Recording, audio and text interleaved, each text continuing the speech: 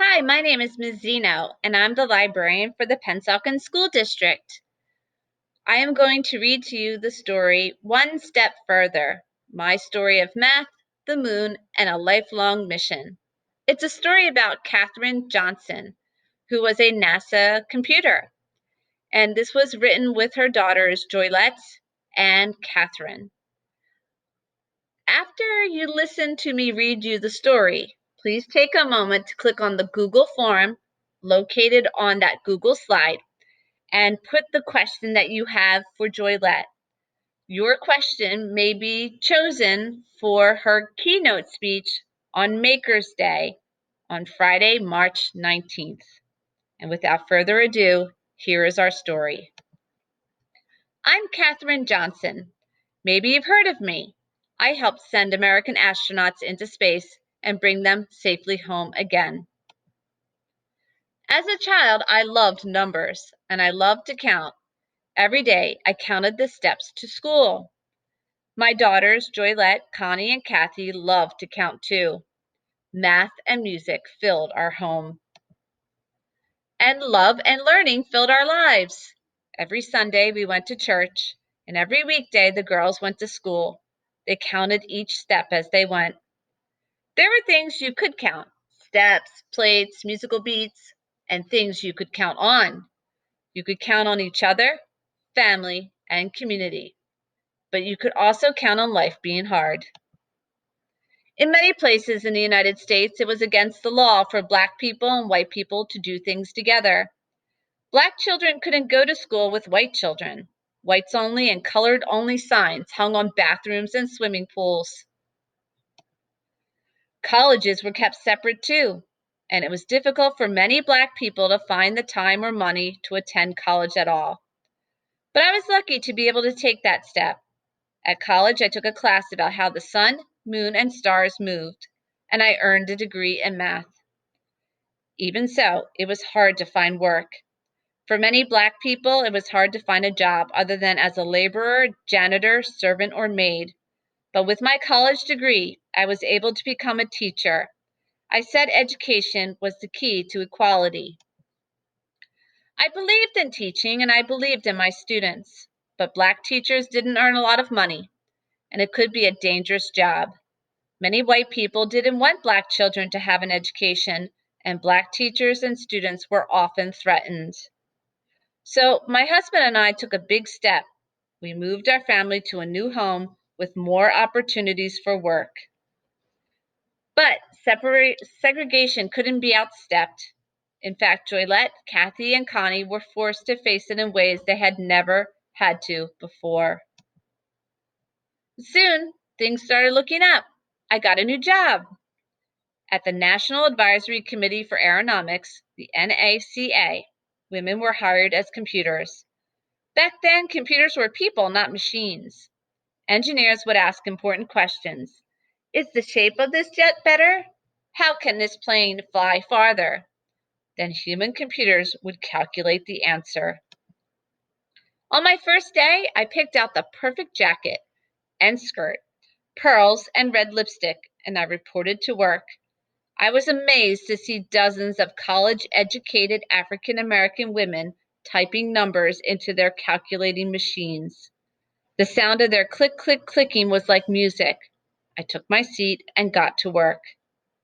And every morning I carefully chose my clothes, put on my pearls and lipstick, and carpooled to work with the other computers. We felt we needed to be perfect. We needed to dress perfectly, act perfectly, and do perfect work. Even though most of us had college degrees and had earned high grades, the truth was that white people thought we weren't as smart as they were just because of the color of our skin. And just as there was segregation outside of the workplace, Black computers worked in an entirely separate area of the NACA campus. Even the bathrooms and cafeterias were separate. I chose to eat my desk instead. I never missed a day of work. I loved the math, but even more, I loved asking questions. Most computers just calculated math problems, but I wanted to know how the math was being used. I wanted to know why. White men weren't used to a Black woman questioning them. Some were angry, but I kept asking. Understanding why the numbers were needed helped me to do my best work. One day, I went one step further. I asked, "Can I come to meetings?" The answer was no. Women, and especially computers, weren't allowed at meetings. "Is there a law against it?" I asked. I got to go to meetings after that. Soon, NACA had a new name, NASA, or NASA, and a new mission, sending humans into space. It was something the United States hadn't done before, and much of my new work was secret. I couldn't talk about it at home. But every night I would count the stars with my daughters. I pointed out the North Star, the Big Dipper, Orion's Belt. There were even human-made objects moving across the night sky. As my career grew, so did my daughters. At college, Kathy was helping her country take a step further towards equality. In Greensboro, North Carolina, she and other Black students and adults, such as ministers, were peacefully protesting to change laws and to end racial segregation. I prayed for Kathy's safety, but I was so proud of her. She was doing important work to help our country. I kept working to help our country too. Every day I worked out math problems. I asked questions. I knew my equations and questions would help our country take step after step as we tried to send a human into space. Soon, NASA chose John Glenn Jr. to be the first American who would not just fly into space, but also circle Earth. It was a dangerous mission, and there was a lot at stake. As they prepared to send Glenn into orbit, NASA brought in a new kind of computer, a machine.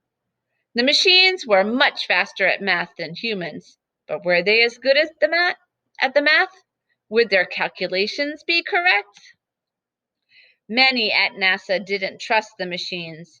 Unlike human computers, machines didn't ask questions. They didn't understand the math, they just calculated numbers.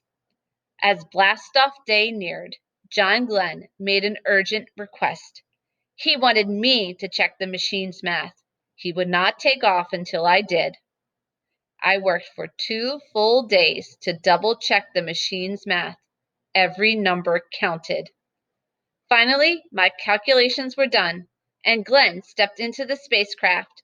He blasted off into space, circled 3 times around the planet, and then splashed down safely back on Earth. Sending a human into orbit around Earth was a great accomplishment, but soon the United States would take a step that no one had done before. They would put a human on the moon. It was one thing to reach the moon. NASA knew how to do that. They had already sent an uncrewed spacecraft there. It was another to send astronauts to the moon and bring them back home safely. The answer was in the math that moved the sun, moon, and stars. So I asked more questions. My questions helped the scientists figure out what calculations needed to be made. If the math was wrong, the spacecraft would miss the moon. This time, no one questioned my questions. I got to work. On July 16, 1969, the whole world counted down from 10 to 1 and watched as Neil Armstrong, Buzz Aldrin, and Mike Collins rocketed into space. I counted down too. 10, 9, 8, 7, 6, 5, 4, 3, 2, 1. Blast off! Now everyone on the planet asked the same questions. Would they make it to the moon? And would they make it back home again? The rest, they say, is history. Joylette followed in her mother's footsteps and worked at NASA. She later completed a master's degree, taking her education and her career one step further than her mother's. Kathy followed in her mother's footsteps by becoming a teacher. She received a master's degree and spent 33 years as a public school teacher and guidance counselor. Connie became a teacher as well. Like her mother, she felt that teaching children was a calling. Connie also drove a giant truck and did landscaping and wallpapering.